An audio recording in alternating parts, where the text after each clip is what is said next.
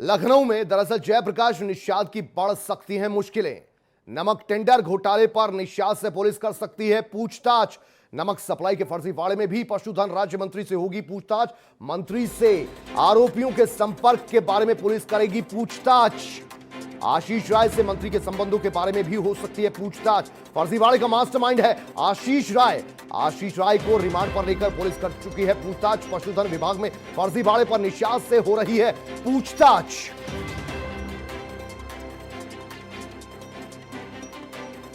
पहले पशुधन मामला सामने आया और अब फर्जीवाड़ा नमक में जो हुआ है उसको लेकर भी कईयों के तार कईयों से जोड़ते नजर आ रहे हैं।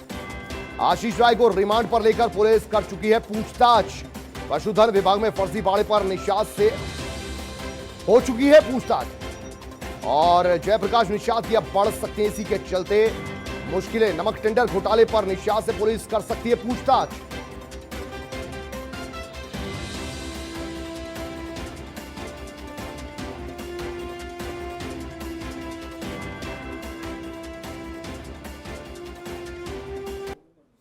तो नमक आपूर्ति का ठेका दिलाने के नाम पर यह फर्जीवाड़ा हुआ है। समझ लीजिए क्या है नमक की सप्लाई का फर्जीवाड़ा। ठेका दिलाने के नाम पर अहमदाबाद के व्यापारी से वसूले 120 करोड़।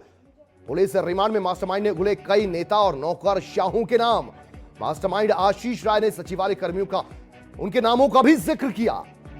पशुधन टेंडर फर्जीवाड़े का भी मुख्य आरोपी आशीष राय ही है। नमक आपूर्ति का ठेका दिलाने के नाम पर 120 करोड़ रुपयों का यह फर्जीवाड़ा किया गया। ठेका दिलाने के नाम पर अहमदाबाद के व्यापारी से वसूले 120 करोड़ रुपए। यानी कि पशुधन जो घोटाला था उससे भी कई गुना बड़ा यह घोटाला नमक में फर्जीवाड़ा कर दिया गया। आटे में नमक नहीं मिलाया गया, पूरे नमक में ही फर्जीवाड़ा कर दिया गया। 120 करोड़ रुपयों का यह टेंडर दिलाने के नाम पर अहमदाबाद के एक व्यापारी को झांसा दिया गया।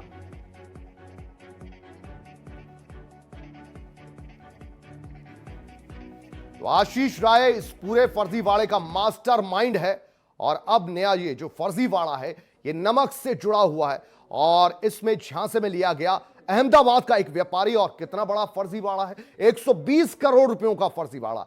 जो उज्जैन का या इंदौर का जो व्यापारी था जिसने पशुधन फर्जीवाड़े को लेकर उसको झांसे में लिया गया, उससे महज 9 करोड़ रुपए वसूले गए थे, लेकिन यहां 120 करोड़ रुपयों का फर्जीवाड़ा कर दिया गया। हमारे साथ गगन मिश्रा हमारे संवाददाता जुड़ रहे हैं और ज्यादा जानकारी इनसे लेंगे। गगन मिश्रा, आपसे जानना चाहेंगे ये पूरा पहले तो बताइए पूरा मामला क्या है। फर्जीवाड़ा नमक की सप्लाई को लेकर कैसे हुआ, उस व्यापारी को कैसे झांसे में लिया गया और क्या वाकई 120 करोड़ रुपयों का फर्जीवाड़ा कर दिया गया था और आशीष राय पहले भी मामले में आरोपी और इस मामले में भी आरोपी। देखिए, जब पशुधन विभाग में टेंडर दिलाने के नाम पर आटा सप्लाई का टेंडर दिलाने के नाम पर एक मंजीत भाटिया जो इंदौर का व्यापारी था उससे 9 करोड़ रुपए ऐंठे गए थे, जिसके बाद एक पूरा मामला खुला। उसमें आशीष राय जो पूरे फर्जीवाड़े का मास्टरमाइंड था, उसके साथ साथ जो राज्य मंत्री हैं जयप्रकाश निषाद, उनके प्रधान निजी सचिव और निजी सचिव को भी गिरफ्तार किया गया था। जब ये पूरा मामला सामने आया तब एक नरेंद्र भाई पटेल जो अहमदाबाद के रहने वाले हैं, उन्होंने भी एक शिकायत दर्ज कराई कि उनसे भी आशीष राय ने 120 करोड़ रुपए का नमक सप्लाई का ठेका दिलाने के लिए कुछ रुपए की ऐड किए हैं। यानी कि 120 करोड़ रुपए का टेंडर था जिसको दिलाने के नाम पर कुछ रुपए ऐंठे थे नरेंद्र भाई पटेल से आशीष राय ने। उसी की जांच एसीपी स्वतंत्र सिंह जो विभूति खंड है उनको सौंपी गई थी। पिछले कुछ दिन में आशीष राय को रिमांड पे लिया गया था। करीब 12 घंटे पूछताछ हुई थी और 12 घंटों में कई ऐसे बड़े नामों का खुलासा किया था।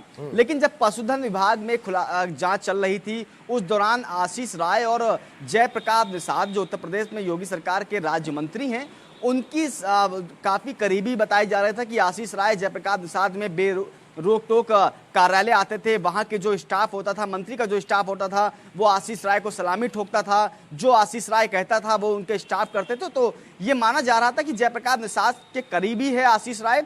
इसी को लेकर अब जब पशुधन विभाग के मामले में जयप्रकाश निषाद से पहले पूछताछ हुई थी, एसीपी जो गोमती नगर है श्वेता श्रीवास्तव, उन्होंने पूछताछ की। लेकिन अब जब नमक सप्लाई के नाम पर जो फर्जीवाड़ा हुआ है उस पर जब जांच चल रही है तो अब माना जा रहा है कि लखनऊ पुलिस जयप्रकाश निषाद से पूछताछ कर सकती है, क्योंकि एक राज्य मंत्री के करीबी आशीष राय पूरे मास्टरमाइंड है पूरे फर्जीवाड़े का, लोगों को बेवकूफ़ बनाता है, लोगों को सचिवालय के अंदर ले जाके धौंस दिखाता है और बताता है कि मेरी इतनी पहुंच है। जो टेंडर हो, चाहे आप वो खाद्य विभाग का हो, पशुधन विभाग का हो, सिंचाई विभाग का हो, पीडब्ल्यूडी विभाग का हो, कहीं का भी टेंडर चाहिए तो आप आशीष राय से कांटेक्ट कीजिए और आशीष राय दिला देगा।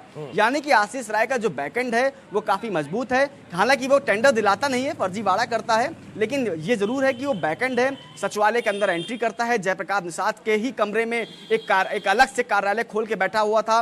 कई सचिवालय कर्मियों के साथ उसकी साठगांठ थी। जयप्रकाश निषाद के कमरे में जाया करता था, उनसे मुलाकात करता था। उन तमाम चीज़ों को लेकर पुलिस को शक है कि जयप्रकाश निषाद भी इस पूरे मामले में कुछ हो सकते हैं या फिर उनको कुछ जानकारियां हो सकती हैं, उसी को लेकर पूछताछ होगी। अब आने वाला वक्त बताएगा कि जयप्रकाश निषाद अपनी पूछताछ में क्या बताते हैं, क्योंकि जब पिछली बार पूछताछ हुई थी आशीष राय से उनके संबंध के बारे में पूछा गया था तो उन्होंने तो साफ तौर पर कह दिया कि 12 सवाल पूछे गए थे।